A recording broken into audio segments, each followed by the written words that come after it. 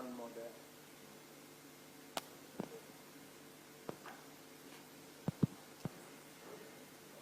You can use whatever. Hello, Gladys. Thank you, Excellency. Let me thank you for leading all of us to leave NATO, which is not the North Atlantic Treaty Organization, but no action, talk only. And so we are very happy that we've now moved with the KIPES. And when this came up in Naivasha, Your Excellency, we said this is what we've been doing. You met us where we were going in terms of getting our industrial parks together. So I think that's a step in the right direction. Now, speaking about cotton and the cotton value chain, I think what we need, as you said correctly, is the correct seeds. In Homabay, for example, we've now, using the NARIG money under the World Bank, mobilized farmers in their cooperatives and supported them. But now, we've now registered over 12,000 farmers with about 15,000 acres of land. If you calculate how much seeds we need about 22,500 kilos of seeds. And we had already talked to our farmers about BT cotton. But now it's become very difficult to access the seed. I'm glad that the ministry next week will be coming to Homabay with 3,500 kilos of seed.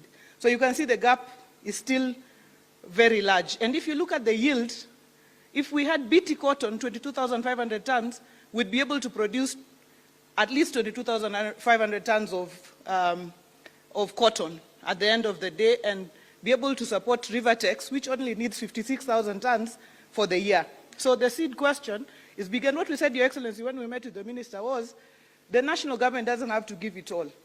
If we can acquire it, and we have a G2G, so that counties we can also put in, because this is our lifeline as well, so that counties we can also put in money to buy the seeds. But we need to know where to buy the seeds, because you know, if seeds don't grow, it's an impeachment question. Sas can tell you, you know. Isn't it, Sas? You can be impeached if you give seeds that don't grow.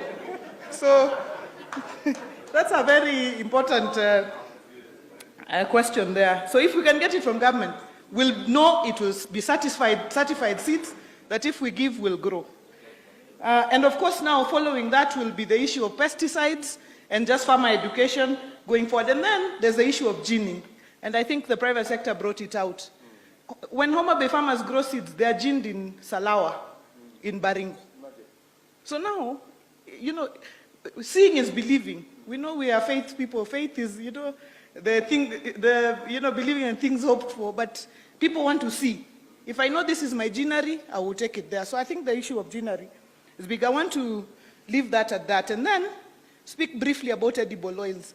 Your Excellency, I know you've spoken about Busia and we are working there, but do you know that 80% of Kenya's Lake Victoria is in Homabay? The other 4 counties share 20%. So when it comes to palm oil, last week, together with the private sector, we were in Uganda. We saw what they've done in terms of growing palm oil. Your Excellency, I haven't slept since I came from Uganda because I'm thinking, where am I going to get the land to put together farmers? Because you can't get 100,000 acres of land or 50,000 that is out there. So it's to talk to farmers and to owners of land to ask them how we can come together in cooperatives and grow the palm oil so that we can move. So that is a very, if you saw what happened, if I saw what I saw in Uganda, surely there is no reason at all why the entire lake basin cannot be growing the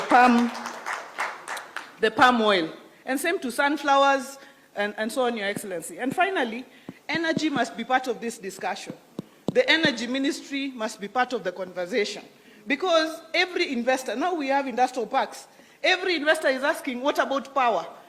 And there are people, for example, who want to come and invest in solar farms, you know, and so on and so forth. But you know the queue. When I was chair of Finance Committee,